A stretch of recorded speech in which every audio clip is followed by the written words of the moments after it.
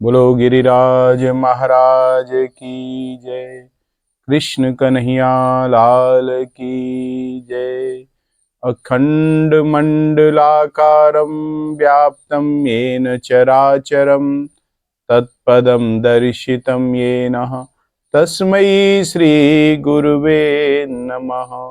भक्ताविलासा चरितानुसारी दुग्धाधिचूरेण यशो विसारी कुमारिकानंदित घोष नारी मम प्रभु श्री गिरिराजधारी।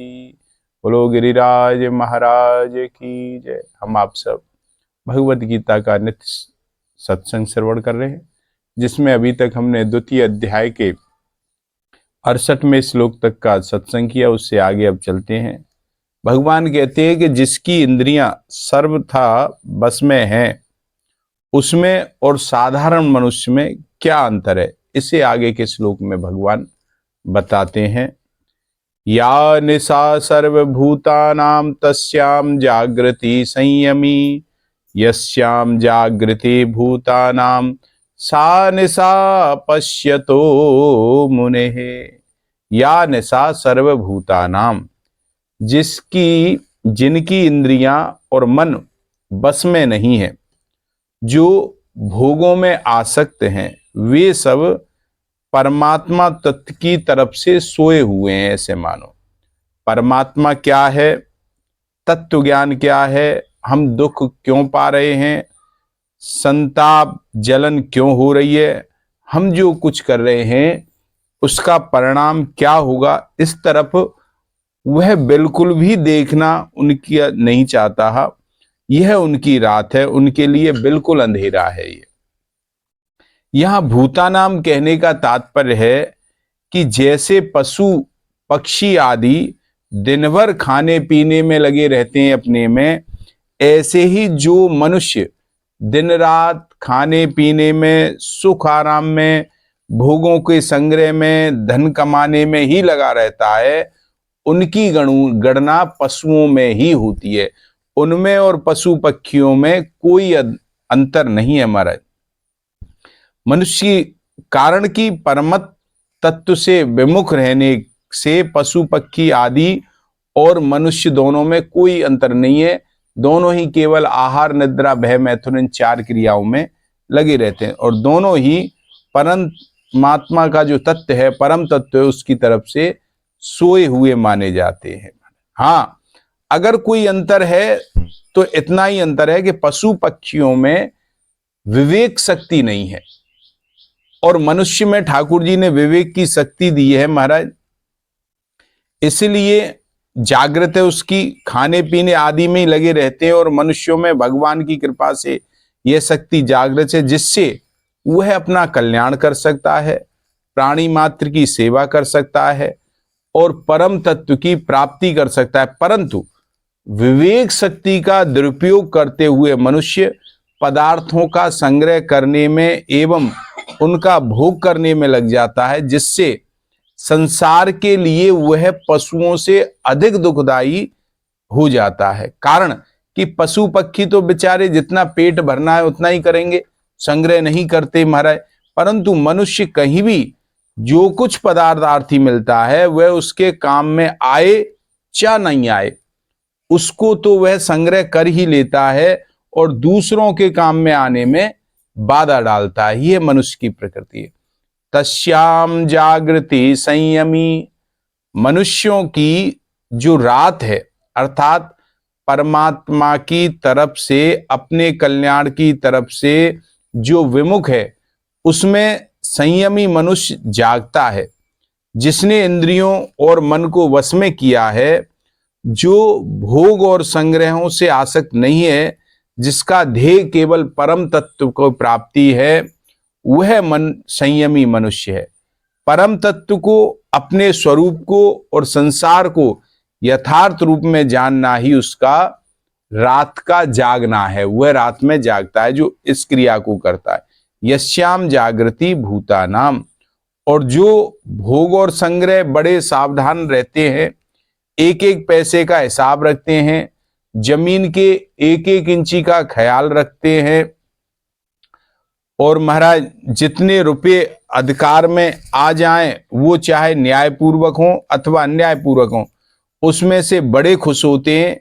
वे इतनी पूंजी तो हमने ले ही ली, इतना लाभ तो हमें हो ही गया, इस तरह वे संसारिक क्षणभंगुर भोगों को बटोरने में और आदर सत्कार मान बड़ाई आदि प्राप्त करने में ही लगे रहते हैं। उनमें बड़े सावधान रहते हैं। यही उन लोगों को जागना है महाराज। इनमें सा निशा पश्यतो मुने, जिन सांसारिक पदार्थों का भोग और संग्रह करने में मनुष्य अपने को बड़ा बुद्धिमान चतुर मानते हैं और उसी में राजी होते हैं, संसार और परम तत्व को जानने वाले मननशील संयमी मनुष्य की दृष्टि में वह सब रात के समान है महाराज, बिल्कुल अंधेरा है। जैसे बच्चे खेलते हैं तो वे कंकड़ पत्थर कांच के लाल पीले टुकड़ों को लेकर आपस में लड़ते हैं। अगर वह मिल जाता है तो राजी होते हैं कि मैंने बहुत बड़ा लाभ उठा लिया है, और अगर वह नहीं मिलता है तो दुखी होते हैं कि मेरी बड़ी भारी हानि हो गई है। परंतु जिसके मन में कंकड़ पत्थर आदि का महत्व नहीं है महाराज, ऐसा समझदार व्यक्ति समझता है कि इन कंकड़ पत्थरों के मिलने से क्या लाभ है और ना मिलने से क्या हानि है। तो इन बच्चों को अगर कंकड़ पत्थर मिल भी जाएंगे तो ये कब तक उनके साथ रहेंगे। इसी तरह भोग और संग्रह में लगे हुए मनुष्य भोगों के लिए लड़ाई झगड़ा झूठ कपट बेईमानी आदि करते हैं, और उनकी प्राप्ति करके जब उन्हें मिल जाता है तो बड़े खुशी होते हैं, राजी होते हैं, खुशी मनाते हैं कि हमने बहुत लाभ कमा लिया। परंतु संसार को और परम तत्व को जानने वाला मननशील संयमी मनुष्य साफ देखता है कि भोग मिल गए, आदर सत्कार हो गया, सुख आराम हो गया, खा पी लिया, खूब श्रृंगार कर लिया, तो क्या हो गया, इसमें मनुष्य को मिला क्या? मनुष्य को तो कुछ नहीं मिला महाराज। इनमें से इनके साथ क्या चला जाएगा मनुष्य का? तब तक इन भोगों को साथ में रखेंगे, कब तक इन भोगों को वो अपने साथ में रहेंगे, और इन भोगों से होने वाली वृत्ति कितने दिन तक ठहरेगी? नहीं ठहरेगी। इस तरह उसकी दृष्टि में प्राणियों का जागना रात के समान ही लगता है महाराज। और वह मननशील संयमी मनुष्य परमात्मा को, अपने स्वरूप को और संसार के परिणाम को तो जानता ही है, वह पदार्थों को भी अच्छी तरह से जानता है कि कौन सा पदार्थ किसके हित में लगा सकता है, इससे दूसरों का कितना लाभ हो सकता है। वह पदार्थ का अपनी अपनी जगह ठीक तरह से सदुपयोग करता है, उनको दूसरों की सेवा में लगा देता है। जैसे नेत्रों में दोष होने पर जब हम आकाश को देखते हैं तब उसमें जाले से दिखते हैं, अगर मोतिया बिंदु आ जाए तो साफ नहीं दिखता हमारा, कहना जाले जाले दिखते हैं। और आंख मीच लेने पर भी मोर पंख की तरह वे जाले दिखते हैं, परंतु उनके देखने पर भी हमारी बुद्धि में यह अटल निश्चय रहता है कि आकाश में जाले नहीं है, ये मानते हैं ना हम। ऐसे ही इंद्रिया और अंतःकरण के द्वारा संसार दिखने पर भी मननशील और संयमी मनुष्य बुद्धि में यह अटल निश्चय रहता है, वास्तव में यह संसार है नहीं, माया से देख रहे, केवल प्रतीत मात्र हो रहा है नहीं अपितु।